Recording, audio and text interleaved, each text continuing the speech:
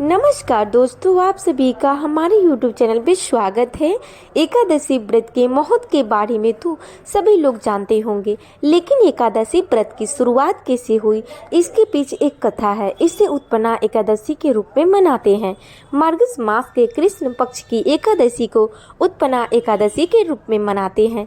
इस साल ये 20 नवंबर को मनाई जाएगी।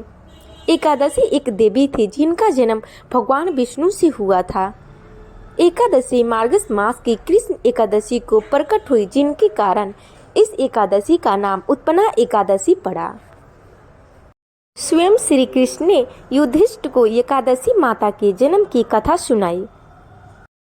सतयुग में मोर नामक दैत्य का उत्पन्न हुआ था। वह बहुत ही बलवान और भयानक था। वह इंद्र आदि, वसु, वायु, अग्नि आदि सभी देवताओं को पराजित करके भाग गया और सभी देवताओं ने भयभीत होकर भगवान शिव से सारा वृत्तांत बताया और कहा कि वो से भयभीत होकर सब देवता मृत्यु लोक में फिर रहे हैं। अब भगवान शिव ने कहा कि वे तीनों लोकों को स्वामी भक्तों के दुखों का नाश करने वाले हैं।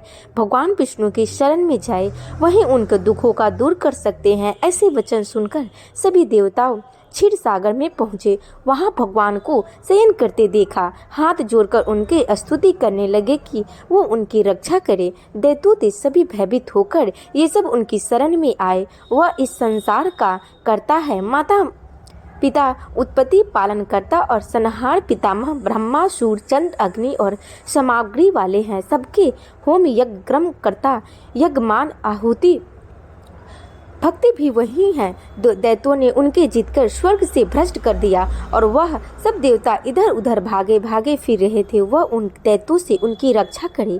इंद्र के ऐसे वचन सुनकर भगवान विष्णु कहने लगे कि ऐसा मायावी दैत्य कौन है जिसने सब देवताओं को जीत लिया है? उसका क्या नाम है? उसमें कितना बल है और किसे आश्रय है और इसका स्थान कहाँ है? फिर इंद्र बोले कि प्राचीन समय में एक नारीगंज नाम राक्षस था।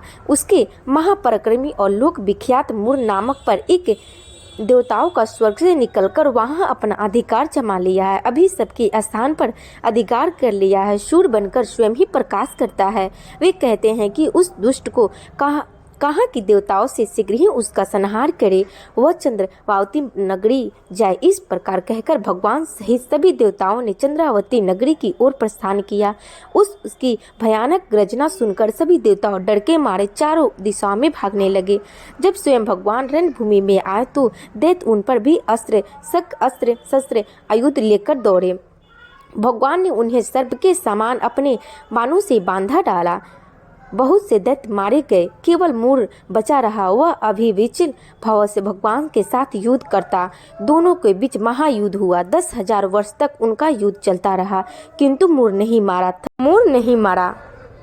थककर भगवान विष्णु बद्री का आश्रम चले गए। वहाँ हेमवंती नामक सुंदर गुफा थी, उसमें विस्मान करने लगे। भगवान उसके अंदर प्रवेश गए। ये गुफा 12 योजना लंबी थी और उसका एक ही द्वार था। विष्णु भगवान वहाँ योग निद्रा की योग गोद में सो गए। मूर भी पीछे पीछे आ गए और भगवान को सोया देखकर मानने को अज्ञात हुआ। तभी भगवान के शरीर से उज्ज्वल वाला कांतिमय रूप वाली देवी प्रकट हुई। देवी ने राक्षस मूर को ललकारा, युद्ध किया और उससे तत्काल मौत के घाट उतार दिया। श्री हरि जब योग निद्रा से उठे तो सब बातों को जानकर उस देवी से कहा कि उनका जन्म एकादशी के दिन हुआ है, अतः वे उत्पन्ना एकादशी के नाम से पूजित होंगी।